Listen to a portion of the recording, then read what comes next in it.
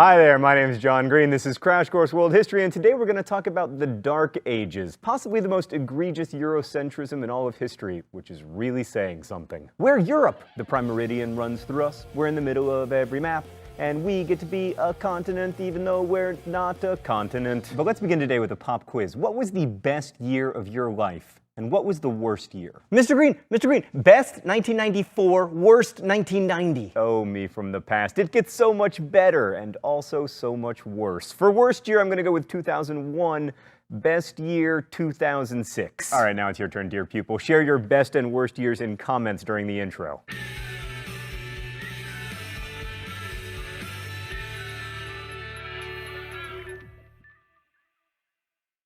Right, so what you'll quickly find is that your worst year was someone else's best year. So too with history. The period between 600 and 1450 CE is often called the Middle Ages in Europe because it came between the Roman Empire, assuming you forget about the Byzantines, and the beginning of the modern age. And it's sometimes called the Dark Ages because it was so purportedly unenlightened. But was the age really so dark? Depends on what you find depressing. If you like cities and great poetry, then the Dark Ages were indeed pretty dark in Europe. But if, like me, your two favorite things are not dying from wars and not dying from anything else, then the Dark Ages actually weren't that bad, at least until the plague came in the 14th century. And meanwhile, outside of Europe, the Dark Ages were truly an age of enlightenment. But we'll get boring Europe out of the way first. Let's go to the thought bubble. Medieval Europe had less trade, fewer cities, and less cultural output than the original Roman Empire. London and Paris were fetid fire traps with none of the planning or sewage management of places 5,000 years older like Mohenjo-Daro in the Indus Valley civilization, let alone Rome. But with fewer powerful governments, wars were at least smaller, which is one reason why Europeans living in medieval times— oh, thought bubble, I knew you were gonna do that!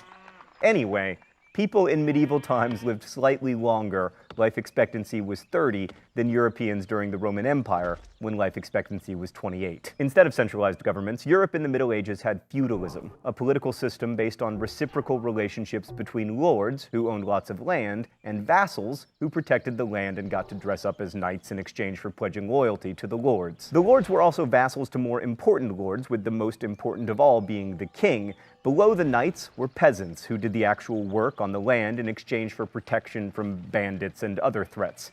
Feudalism was also an economic system, with the peasants working the land and keeping some of their production to feed themselves while giving the rest to the landowner whose land they worked. The small-scale local nature of the feudal system was perfect for a time and place where the threats to people's safety were also small-scale and local. But of course, this system reinforces the status quo. There's little freedom and absolutely no social mobility. Peasants could never work their way up to lords, and they almost never left their villages. Thanks, Thought Bubble. One more point that's really interesting from a world history perspective. This devolution from empire to localism has happened in lots of places at lots of different times. And in times of extreme political stress, like after the fall of the Han Dynasty in China, power tends to flow into the hands of local lords who can protect the peasants better than the state can. We hear a lot about this in Chinese history and also in contemporary Afghanistan, but instead of being called feudal lords, these landlords are called warlords.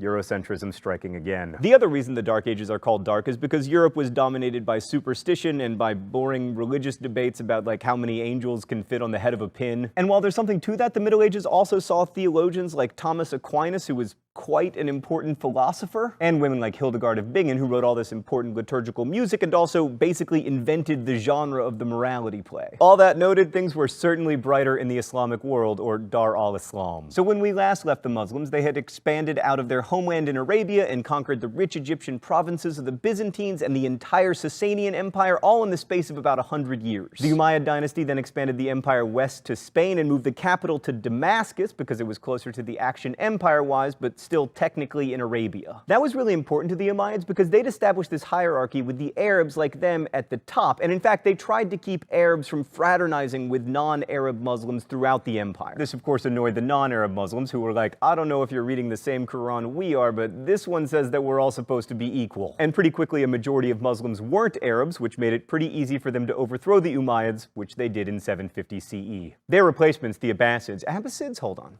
Abbasid or Abbasid. Ah, right twice! Right, so the Abbasids were from the Abbasi, or Abbasi family, which hailed from one of the eastern and therefore more Persian provinces of the Islamic Empire. The Abbasids took over in 750, and no one could fully defeat them until 1258, when they were conquered by, wait for it, the Mongols.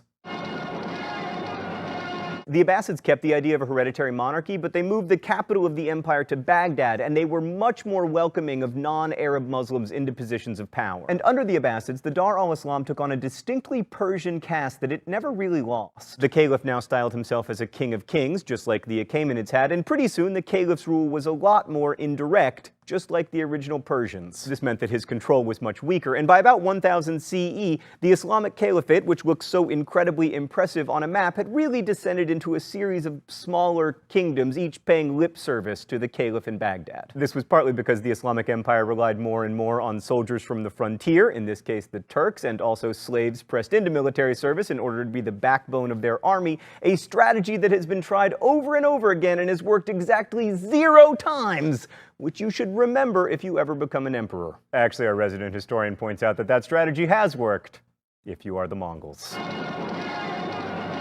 More important than the Persian-style monarchy that the Abbasids set up was their openness to foreigners and their ideas. That tolerance and curiosity ushered in a golden age of Islamic learning centered in Baghdad. The Abbasids oversaw an effervescence of culture unlike anything that had been seen since Hellenistic times. Arabic replaced Greek not only as the language of commerce and religion, but also of culture. Philosophy, medicine, and poetry were all written in Arabic, although Persian remained an important literary language. And Baghdad became the world's center of scholarship, with its house of wisdom and immense library. Muslim scholars translated the works of Greek philosophers, including Aristotle and Plato, as well as scientific works by Hippocrates, Archimedes, and especially the physician Galen. And they translated and preserved Buddhist and Hindu manuscripts that might otherwise have been lost. Muslims made huge strides in medicine as well. One Muslim scholar, Ibn Sina, wrote the Canon of Medicine, which became the standard medical textbook for centuries in both Europe and the Middle East. And the Islamic Empire adopted mathematical concepts from India, such as the zero, a number so fascinating and beautiful that we could write an entire episode. Baghdad wasn't the only center of learning in the Islamic world. In Spain, Islamic Córdoba became a center for the arts, especially architecture. This is perhaps best exemplified by the Great Mosque at Córdoba, built by the Umayyad ruler Abd al-Rahman I in 785 to 786 CE. That's right, this building, still standing today and one of the most amazing mosques in the world, was built in a year, whereas medieval cathedrals took like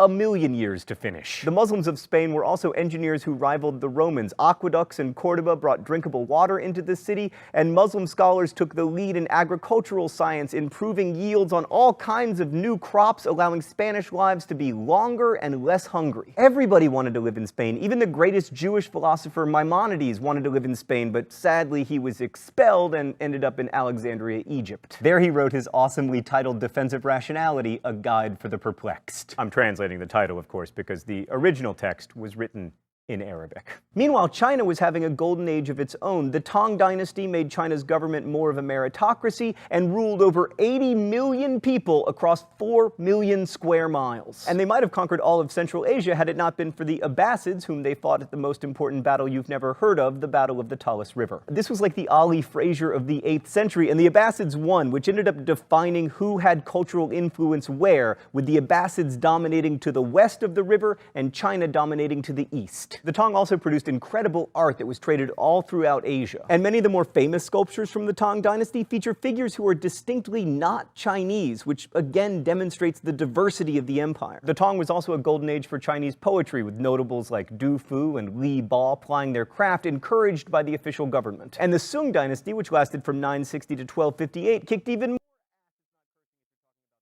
By the 11th century, Chinese metalworkers were producing as much iron as Europe would be able to produce in the 18th century. Some of this iron was put to use in new plows, which enabled agriculture to boom, thereby supporting population growth. Porcelain was of such high quality that it was shipped throughout the world, which is why we now call it China. And there was so much trade going on that the Chinese ran out of metal for coins, leading to another innovation, paper money. And by the 11th century, the Chinese were writing down their recipe for a mixture of saltpeter, sulfur, and charcoal that we now know as gunpowder. That becomes kind of a big deal in history, paving the way as it does for modern warfare and arena rock pyrotechnics, and oh, that's why!